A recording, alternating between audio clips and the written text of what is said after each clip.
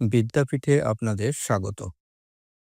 আজকে আমরা নিয়ে এসেছি আপনাদের জন্য পত্রিকার পাতা থেকে সাম্প্রতিক সাধারণ জ্ঞান, যা সকল ধরনের চাকরির পরীক্ষার জন্য খুবই গুরুত্বপূর্ণ। তাহলে চলুন শুরু করি। দেশের ব্যাংক খাতে মেয়াদি আমানতের সুদহার এখন কত শতাংশ? 12 থেকে 13%। আইসিসি চ্যাম্পিয়ন্স ট্রফির কততম আসর শুরু হতে যাচ্ছে? নবম। বিশ্বের বৃহত্তম ভুট্টা আমদানিকারক দেশ চীন। 1996 সালের পর এই প্রথম আইসিসির কোনো ইভেন্ট আয়োজন করতে যাচ্ছে কোন দেশ? পাকিস্তান। এক্সএআই কোম্পানির এআই চ্যাটবটের সর্বশেষ সংস্করণ কোনটি? গ্রক 3। যুক্তরাষ্ট্রের নতুন দপ্তর ডিপার্টমেন্ট অব গভর্নমেন্ট ইফিসিয়েন্সির প্রধান নির্বাহী কর্মকর্তা কে? Elon Musk. ইউনেস্কো কত সালে 21শে ফেব্রুয়ারিকে আন্তর্জাতিক মাতৃভাষা দিবস হিসেবে ঘোষণা করে? 1999 সালে।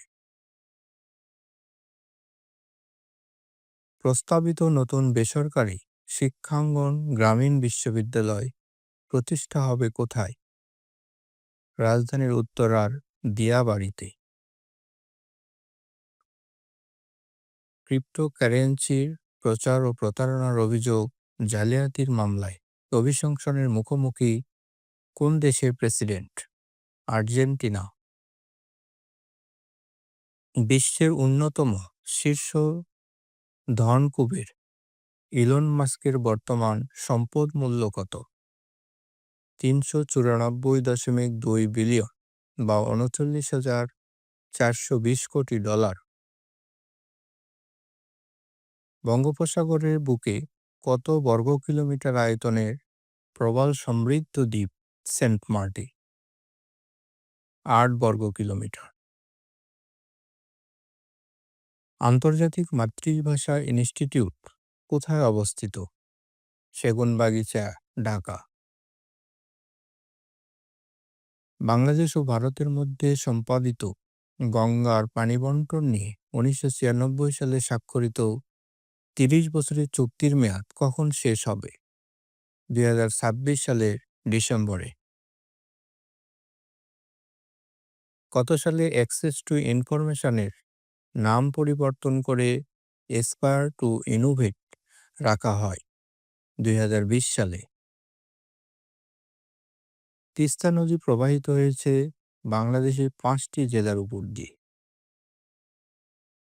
মানবাধিকার লঙ্ঘনের অভিযোগে যুক্তরাষ্ট্র র্যাবের উপর নিষেধাজ্ঞা দেয় 2021 সালের 10ই ডিসেম্বর।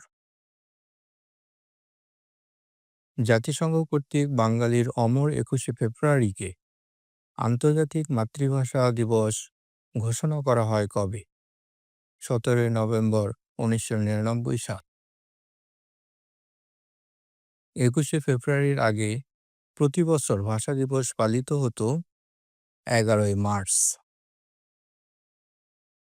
সর্বদলীয় রাষ্ট্রভাষা কর্মপরিষদ গঠিত হয় 30 জানুয়ারি 1952 সালে। ইউক্রেন যুদ্ধ বন্ধে আলোচনা চালিয়ে যেতে উচ্চ পর্যায়ে প্রতিনিধি দল গঠনের বিষয়ে একমত হয়েছে যুক্তরাষ্ট্র ও রাশিয়া। বিদ্যাপীঠের সঙ্গে থাকার জন্য আপনাদেরকে অসংখ্য ধন্যবাদ।